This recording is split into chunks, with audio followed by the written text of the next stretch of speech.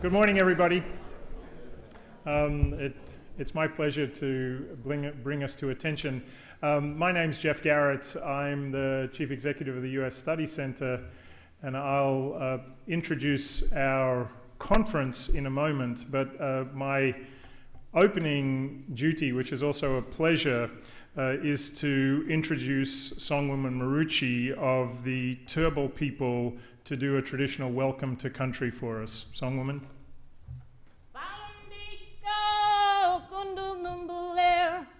Balundiko, Kundunumbaler, Yang Indai, Yango, Kundai, Yango,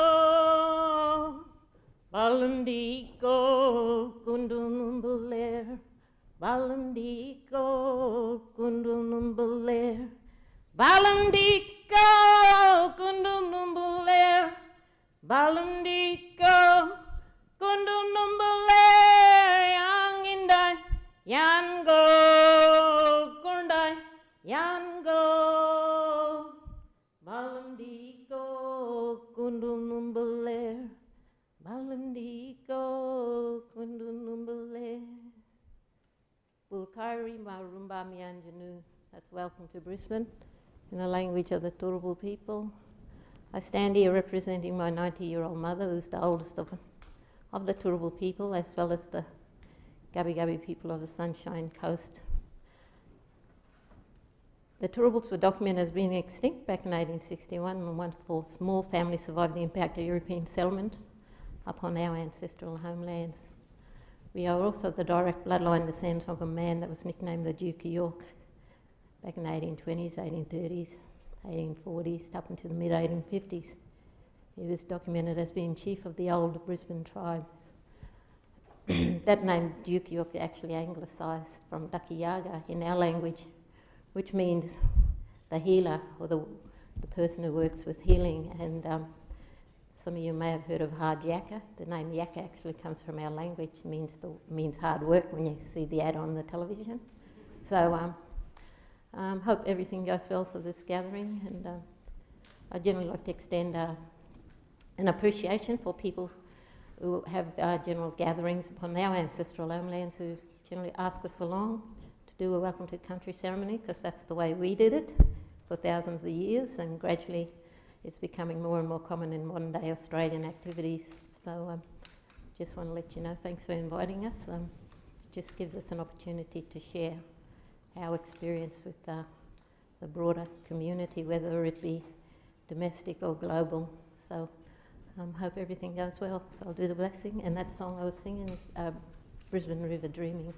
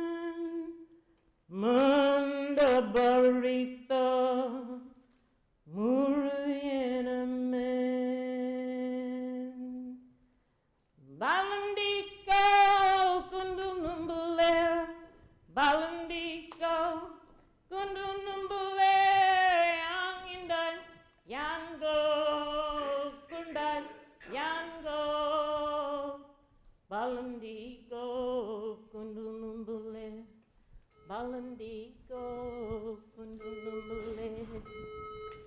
Thanks.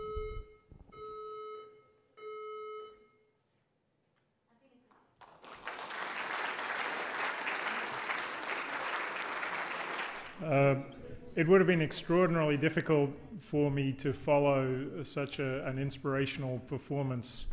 I want to thank the Queensland Parliament for at least giving me a break in the action, so maybe I could seem more interesting than at least part of the program.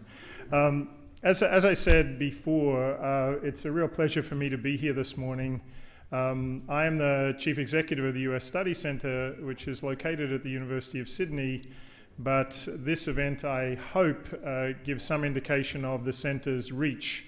We are really a two-part organisation. The first part is relatively traditional academic. I like to say in American parlance that we now have a soup-to-nuts academic operation going all the way from a pre-university entrance for high school students, undergraduates, master's students, PhD students, and postdoctoral fellows. But in addition to the academic program at the centre, our second arm really is to be a think tank. And what we hope to do in our think tank is to focus on a small range of issues where American and Australian experiences can productively be shared. Today's event is part of a significant push that we've made broadly in the sustainability area, and I think it's probably apparent more to everybody in this room than to me that sustainability challenges are great in the US and in Australia. Urban challenges are great in the US and Australia, and therefore bringing them together, both bringing the issues together and bringing people from both sides of the Pacific together, is wholly consistent with the centre's mission. The second thing I'd say about the centre is that we also like, wherever possible, to work with the broadest range of stakeholders. So today we have people in the room, not only from the US and Australia, but also from business, government, academia, the non-profit sector. Sometimes people argue that universities are a bit of an ivory tower. It always strikes me that the notion that rigor and relevance might be different is a false dichotomy. It probably is a very good idea to bring rigor to issues that are highly relevant, and it seems to me that that's what our event today will endeavour to do. We certainly couldn't do it on our own. The centre is very fortunate to have some wonderful corporate partners for today's event, and more generally in our sustainability initiative. I would like to thank the Dow Chemical Company, Alcoa, Lend-Lease and UDIA for their support of today's event, without which literally it would not be possible. The last thing I wanted to say about the centre, and this will lead to my ceding the podium, is that even though the US Study Centre is located in Sydney, we take very seriously the notion that the centre should be a national centre. And I've always thought that if we were going to do things outside Sydney, the best way to do them would be to identify and then work with partner organisations in other states. In this case, we're incredibly privileged to have both the University of Queensland and its Global Change Institute as our partners in this two-day event on the City of the Future. And it's my pleasure to welcome and to thank Paul Greenfield, the Vice-Chancellor of the University of Queensland, not only for being here this morning, but for his support from the beginning of this project. Paul.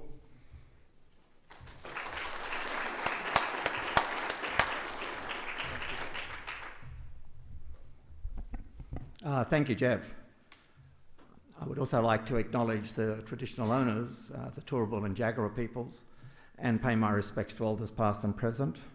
The Honourable Kate Jones, MP, Minister for Climate Change and Sustainability, Professor Geoff Garrett, CEO of the US Study Centre, distinguished guests one and all, and in particular those who have come from a long distance from the US.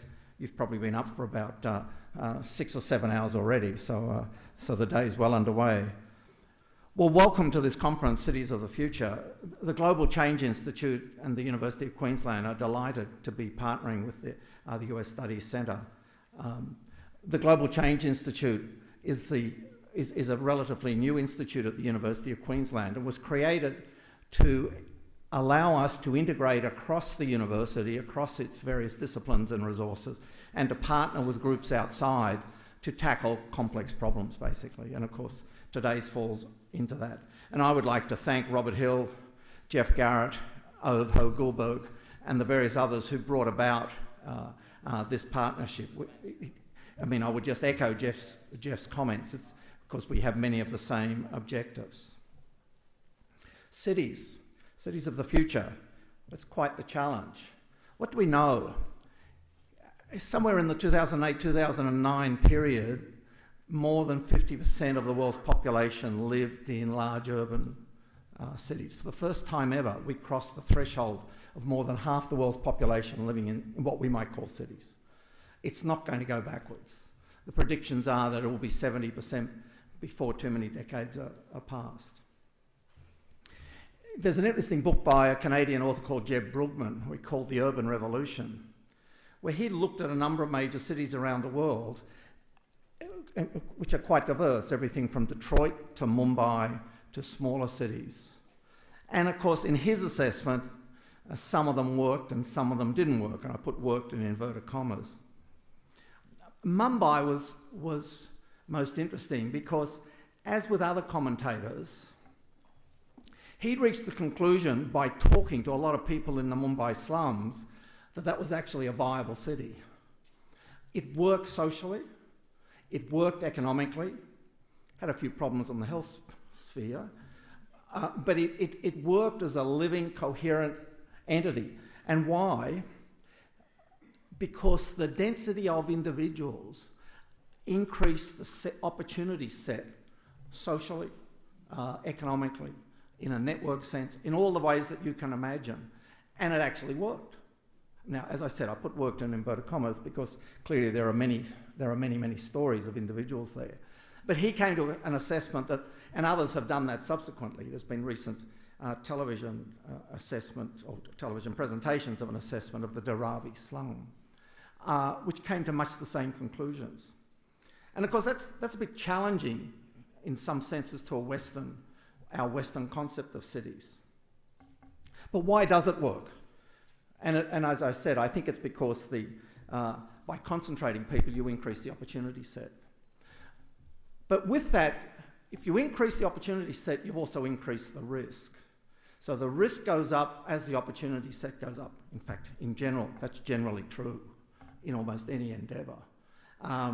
So a modern high-tech city of today or tomorrow is going to be dependent almost on external sources for energy, for water, for food.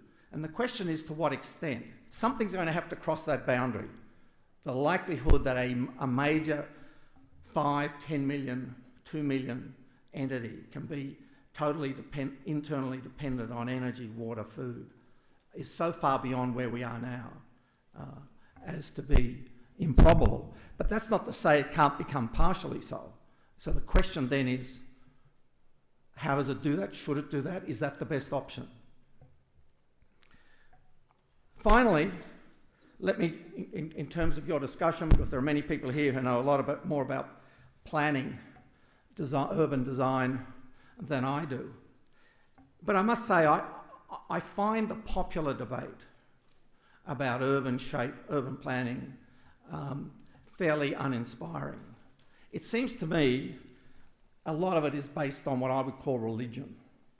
That is, you hold extreme views. The market will always work. Market will solve the whole problem. That's one. The second one is the small is better than large. A totally unproven statement. It may be correct under some circumstances, but it's held as a religious belief. Decentralised is better than centralised. Is that true? I think sometimes it may be. Cars are universally bad. Is that true? In other words, I would challenge that the empirical evidence on many of these statements is absolutely woeful. It just doesn't exist. However, I mean, to be fair, it is a bit hard to carry out experiments at the urban scale, although it's clear that some societies have done that, whether they intended to do it or not. So it's very important, I think, to share share the experiences that we have, the visions that we have of the future, have them tested, have them challenged, because that is really the only way we're going to go forward, is basically to have many of our current thought patterns, I think, challenged significantly. And I see this is the role, I think, that both the institutions wish to bring about here by bringing experience from the United States, from Australia, from practitioners in government, from practitioners in the private sector, from the research sector, to really throw that into the mix and then look at cities of the future. So, unfortunately, I have to do a couple of other things today. I would much prefer to be staying here and listening and participating in your debate, but I will only be able to catch a little bit of it. So I wish you well. Thank you again for all of you who have travelled long distances, and that could be within Australia too. It is possible to travel long distances within Australia. And I wish you well for the conference. Thank you. And it's now my pleasure to introduce the Honourable Kate Jones MP, who's the Minister for Climate Change and Sustainability. I don't think she has all planning and all transport and all energy and all water under her, but the climate change and sustainability impacts on all of those areas, and I look forward to hearing from Kate.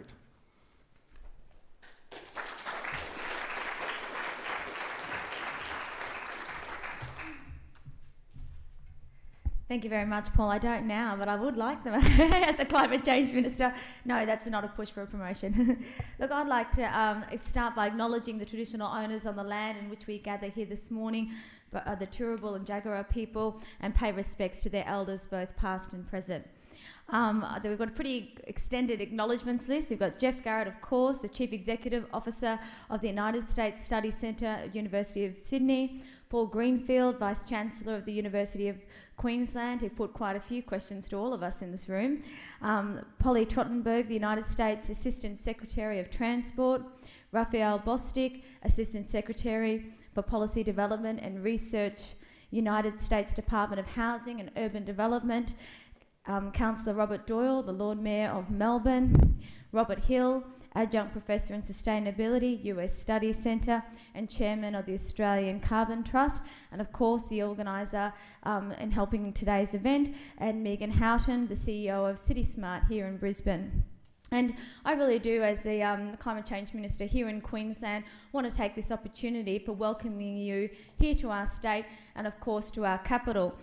And we'd like to, there's a number of reasons why I think it is important to hold it here in Queensland, apart from the wonderful partnership you have with the universities here in Queensland, but it's also timely. Brisbane is the fastest growing state. Brisbane is the fastest growing city of any capital city in Australia. We're looking to double our population in the next 50 years. And when you're from a large American city, it might seem small, but we are now got over 4 million people, and we will continue to see that grow. We're growing at around 2,000 people per week. Another reason why you might be here is our beautiful weather, which we are putting on well for you today, but it might be because we're also the highest emitters of carbon in Australia and in the world here in Queensland. So we have a number of challenges in our state, but one that I think I agree with Paul, we've got to change the way that we think and put new questions to ourselves, but I think that we are trying to face these challenges as a state. And one of the most important things that we have done at a state level to do this is we, for a long time now, have been focusing on getting our planning right. And as we said before, growth brings with it huge opportunities, but huge challenges and huge risks, not only for planners and leaders like yourself in the room, but also for us politicians as well. People are particularly close and connected to their cities. They feel an emotional connection to a city. So it is a challenge, but one that we can't shy away from and one that we need to confront head on.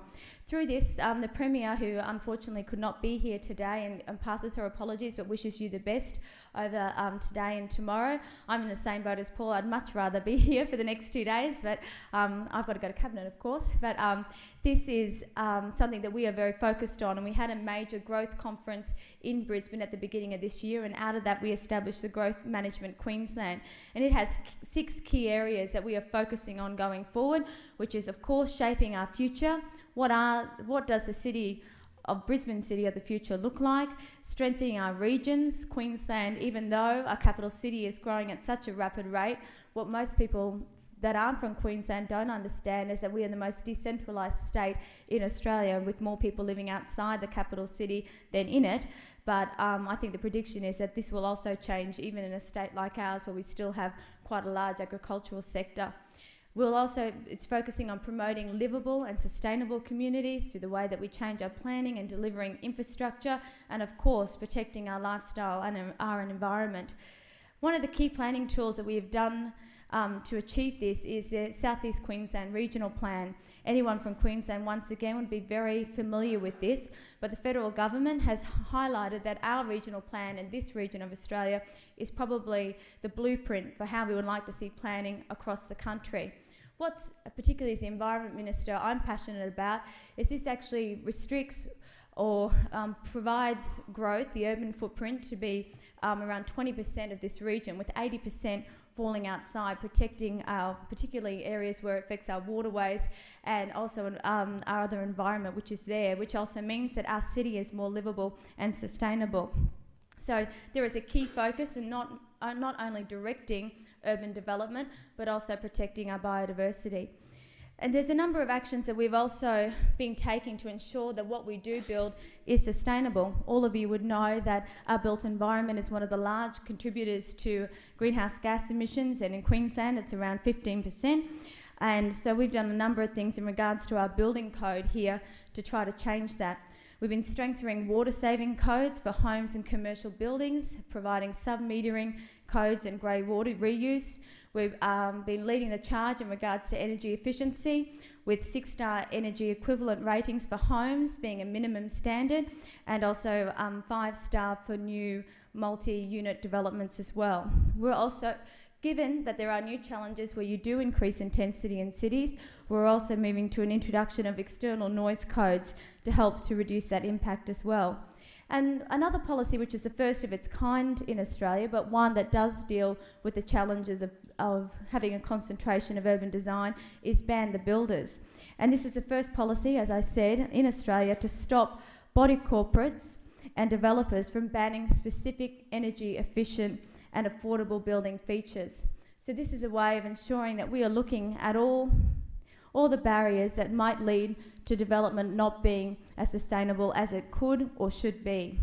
Part of this also, which wasn't without controversy, but we introduced sustainability declarations. So that's when you sell a home, you have to list your sustainable features, and so people have a much better understanding of what they're purchasing and how to operate their home.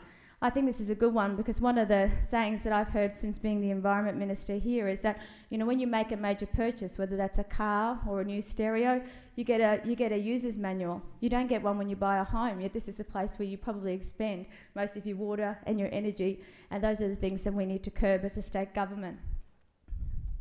Into the future, we are embarking on quite a significant infrastructure spend. Some of people, particularly if you're from New York, would take for granted a really good rail system. Brisbane is a city that grew off the back of the motor car, so a lot of our outer suburbs were built sort of post the 1970s, 80s, and in the 90s itself. So we're currently investing over $1.4 billion in building a new rail system. So for the first time, we'll see a network of rail lines underground, and this will be 18 kilometres of new rail line, and we'll be linking all of our major hubs, so not only the city but also major sporting infrastructure and new hospitals where most journeys occur.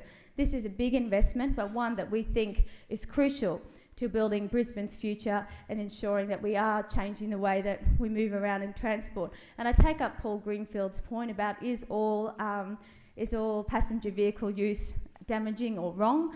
And I think that as a state government, and particularly as the Minister for Climate Change, I've been really focusing on developing a new electric vehicles policy, which I'll be releasing soon, to say what are the levers that we have at a state level to encourage this kind of a change in driving and reduce emissions through driving using obviously renewable energy. And I'm really looking forward to releasing this paper. But once again, I think this also shows that we as a state government are making the investments that needed to attract new industries to our city. But of course, This, like the rail system, is once again a large investment in infrastructure, and that comes with challenges here in Queensland because 80% of Queenslanders live on the coastline, and all of the science, as everyone in this room understands, points to the fact that we're going to see significant sea level rise as a consequence of climate change and, of course, inundation. So once again, we are planning for this and I'll be releasing a new coastal plan to have a look at that. But that goes to the heart of what we should allow to build and where. And that's why I think having a conference like this here in Brisbane and in Queensland not only makes smart sense for the people that have come from the United States, but also for us to listen to some of the things that you're adopting overseas that we can actually put into our planning framework and ensure that the investment we are making is smart and does lead to cities that can cope with the challenges that all of us face going forward. So with those few words, it is my great pleasure to welcome you all here to Queensland. I look forward to hearing the outcomes of the conference and also receiving some of the papers so we can learn these lessons. Thank you very much. Please enjoy your next 2 days.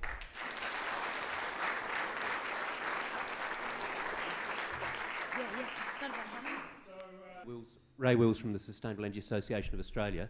I appreciate you're not the Energy Minister, but in site tours yesterday we're seeing Greenfield sites where sustainability is being built in but renewable energy is not being built in necessarily. I'm wondering if you might like to comment on how you see Greenfield sites being developed with renewable energy.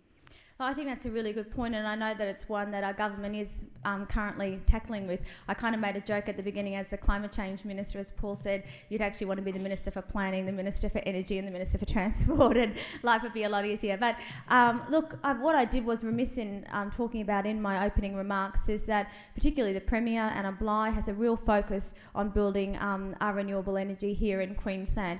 In the absence of a CPRS here in Australia, it hasn't had probably the investment in renewable energy in regards to getting a commercial gain hasn't been there as much as one would like as a trigger. But we are looking to double our solar investment in Queensland in the next 5 years, and we've been doing that. I think this year we're committing a record $115 million as a state government to ensure that we are once again looking at the levers that we can pull and trying to change the market in that regard. And I'll get to planning in 1 second. So one thing we have been doing is phasing out, because when you look at a home, when you look at the profile of emissions in a home, 30% is heating or water. So for us as a state government, we looked at, well, what can we do to reduce emissions? And that is to phase out the old electric heating of water. So in planning, we already have built in that once your electric water goes bust, you need to replace that with either gas or solar or renewable energy, but they're the two technologies at the moment. And to that end, we've actually introduced a solar rebate scheme to provide financial benefit to those that want to invest in solar, so the transition is as costly, and particularly we provided an extra subsidy for pensioners and low-income earners as well. Yes, it is a good idea. We've taken steps in regards to the heating of water, which is about 30%, but I agree with you that we could be building in more, and be happy to tell my planning minister and the energy minister at Cabinet after this. Well, could I ask you, Minister, then just take advantage of one thing you said, which I think maybe some of our American colleagues would be interested in. I think you said that Queensland's the highest per capita carbon emitter in the world. Could you explain that, and does that give you leadership? Is it just a challenge, or does it provide leadership opportunities for you? Of course it provides leadership opportunities. Look, it is a challenge, and I've got to say you're right. When I went to Copenhagen last year, and whenever I met an American, they were so happy when I said that statistic. But it is because our community and Queensland has, particularly our electricity generation, has been based on coal. Our argument would be that it's very good quality, high quality coal, which reduces less emissions during generation, but it is a major transition for the Queensland economy, and that is why you will be seeing a really major focus in expanding our gas sector. This, once again, is not without controversy, because we're seeing mining or a new industry encroaching on other land uses that have been there for a long time. So it's a challenge for us as a government. But when you look that strong statistic about what our emissions profile it is, and transitioning to gas is the biggest and shortest way that we can make a significant change in our emissions profile. And of course, investing in new renewable energy. We've done renewable energy mapping across Queensland to have a look at what kind we should invest in. Undoubtedly, solar is the one that makes sense for us, and as we see both in Germany and China, where there's a major investment in technology, we'll continue to see, I think, our solar expansion grow, and I think we will be able to get to the 50% increase in the next 5 years. Thank you very much. Let me just say one other thing, again, for our American guests. You might think of Australia as a place that exports a lot of coal and iron ore, but there are predictions that say in the next 10 years Australia will not only be the largest exporter in the world of natural gas, but natural gas will be Australia's largest export. And Queensland and WA are driving the world in new approaches to LNG. The witching hour has arrived for the Minister. I welcome everyone in the audience as joining me in thanking the Minister for her time here this morning. Thank you very much. Can I just say one thing? Oh, you want to say you... I just saw Professor Bonus time for us. Thank you, and I'm running late. I saw Professor over in the area. When we talk about why it's so important to protect, to reduce our emissions in Queensland, what I think is most, crystallise it in people's mind is that we are home to the Great Barrier Reef, the world's largest reef. Not only is that important from a biodiversity standstill, but it creates about $6 billion in our economy. And so I'm remiss, I'll say that for you, Professor, that is also, as an Environment Minister, when I get up every morning, what am I striving to do? Reduce our emissions and protect the Great Barrier Reef. So I'm ashamed you didn't get there during your couple of days' stay. But thank you very much. It is true that in the winter there's never an American visitor to the US Study Centre who does not make sure they get to the Barrier Reef when they're in Australia. Thank you. Thank you, Minister.